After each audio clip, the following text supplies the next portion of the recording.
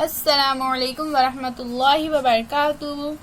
बच्चों, आज हम पढ़ेंगे मज़मून उर्दू। आज हम पढ़ेंगे सबक नंबर 23 में नज़म रस की खीर। तो चलिए हम इस नज़म को अब पढ़ते हैं। एक रोज की बात है भाई, रस की हमने खीर पकाई। पहले रस गन्ने का निकाला, इसको हांडी में फिर डाला। हांडी फिर चूल्हे पे चढ़ाई, उसके नीचे आग जलाई। चावल धोकर रस में डाले, रस को हिलाया धीरे धीरे। खच खच करके पकती जाती, हम सबसे ये कहती जाती। किसने चावल है उपजाए, खेत में गन्ने किसने उगाए। पककर जब तैयार हुई तो दी कुछ खीर पड़ोसन भी को। खुश होकर हम सब ने खाई, खीर थी जैसे रस की मलाई। ये नज़म किसने लिखी है बच्चों? ये नज़म लिखी है खलील महमूदी ने। एक रोज की बात है भाई, रस की हमने खीर पकाई। तो यहाँ पर शायर क्या बोल रहा है बच्चों कि एक रोज की बात है, इन्होंने उस दिन यानी शायर ने उस दिन खीर बनाई थी। पहले रस गन्ने का निकाला, इसको हांडी में फिर डाला। तो किस तरह से बनाई बच्चों शायर ने रस की खीर? उन्होंने सबसे पहले क्या करे, गन्ने का रस निकाले और फिर गन्ने के रस को हांडी में डाले।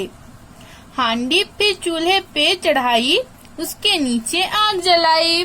फिर शायर ने क्या करे बच्चों, पहले हांडी को इस तरह से चूल्हे पर रखे और उसके बाद उसके नीचे इस तरह से आग लगाए। चावल धोकर रस में डाले, रस को हिलाया धीरे धीरे।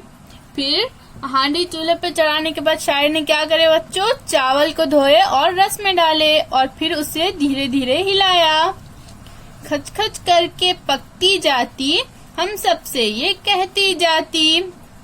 फिर खीर पक रही थी तो उसमें खच खच इस तरह से आवाज आ रही थी। किसने चावल है उपजाए, खेत में गन्ने किसने उगाए। क्या बोल रही थी बच्चों खीर पूछ रही थी कि चावल किसने उपजाए। उपजाए यानी क्या बच्चों, उपजाए यानी किसने उगाए, किसने पैदा करे।